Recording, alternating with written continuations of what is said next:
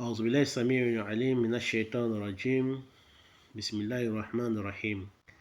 فنشهد أن لا إله إلا الله ولي الصالحين، ونشهد أن محمدا عبده ورسوله صلوات الله وسلامه عليه وعلى آله وصحبه رضوان الله عليه أجمعين وعلى من تبعهم بإحسان إلى يوم الدين. السلام عليكم ورحمة الله تعالى وبركاته. Chers frères et sœurs en islam, nous glorifions Allah subhanahu wa ta'ala, nous remercions Allah le omnipotent, le omniscient.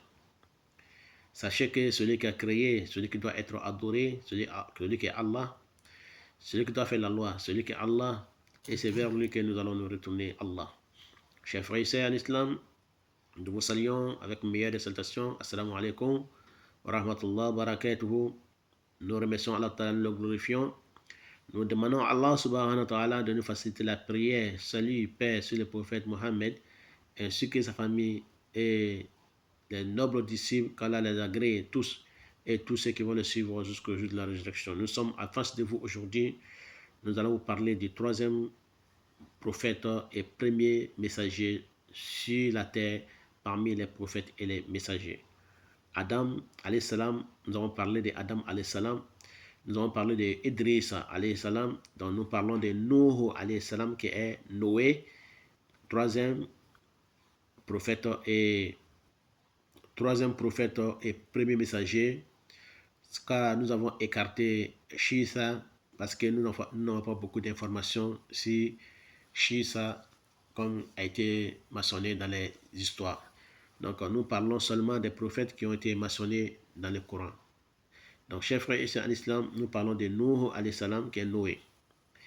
Qu'Allah fasse que ce soit bonheur pour moi et pour vous et pour tout le monde et pour tous les musulmans dans ce monde d'ici-bas et le-delà. Chers frères et sœurs en islam, nous parlons de Nuh, celui qui voit Nuh alayhi salam, ça veut dire que la personne là, Allah subhanahu wa ta'ala lui donnera beaucoup de vie. Il aura beaucoup d'âge. Il ne mourra pas tout d'un coup à 50 ans ou à 40 ans ou à 60 ans. Il mourra plus tard. Il aura beaucoup de longue vie. Et ça parle aussi de l'élargissement de subsistance. Ça peut nous parler aussi, chers frères et sœurs en islam, de gagner un travail. La personne aura un travail s'il était au chômage. Il était au chômage, il gagnera un travail très très rapidement. C'est-à-dire qu'un homme sans emploi, quand il voit ces gens de rêve, il aura beaucoup de chances d'avoir un travail. Ça peut nous parler aussi des héritages d'une science. La personne va hériter une science de son père ou de sa mère ou de son oncle ou de sa tante paternelle ou oncle maternel ou oncle paternel ou une tante, ou il aura une science venant de cela, Inch'Allah Ta'ala. Il va hériter une chance de ces personnes-là. Donc, chers frères et sœurs en islam, c'est celui qui voit qu'il est en train de parler avec Nuh alayhi salam, qui est en train de parler avec Nuh alayhi salam. Ça parle d'une épreuve qui sera éprouvée, ça qui sera mené à une épreuve. Et ça peut nous parler aussi des expulsions de cette personne d'un pays à son pays. La personne sera expulsée de son pays à un autre pays, ou bien il sera expulsé d'un pays à un autre pays. Ça parle d'expulsion. Si celui qui voit qu'il est en train de marcher à pied avec Nuh alayhi salam, il marche à pied avec Noé, ça parle de sa grandeur, de sa puissance parmi ses frères et sœurs. Il sera un homme grandiose. Il sera un homme de respect. Il sera un homme de valeur parmi ses frères et sœurs. Ça peut nous parler aussi, chers frères et sœurs en islam, pour celui qui cherche un visa pour un pays, qui a difficulté d'avoir son visa, il aura son visa très très prochainement.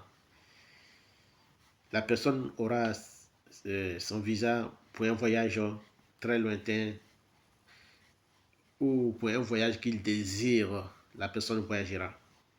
Donc, chers frères et sœurs l'islam, si celui qui voit Noé, alayhi salam, Nuh, alayhi salam, dans les rêves, ça peut nous parler aussi des catastrophes ou des sécheresses dans un pays, ou ça peut nous parler des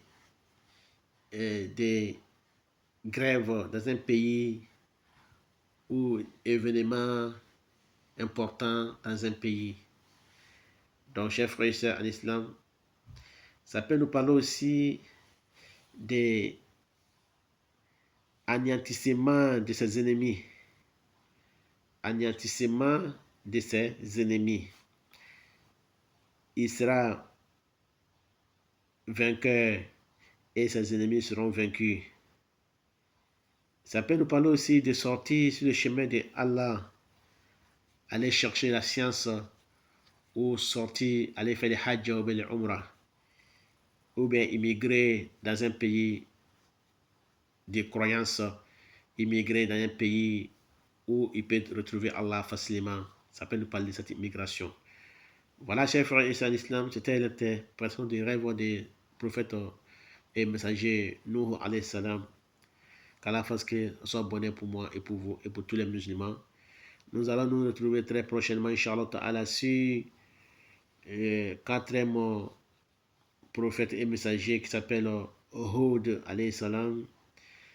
Qu'Allah fasse que nous soyons des musulmans pieux et sincères. Nous allons parler des quatrième prophète et messager qui s'appelle Hud alayhi salam.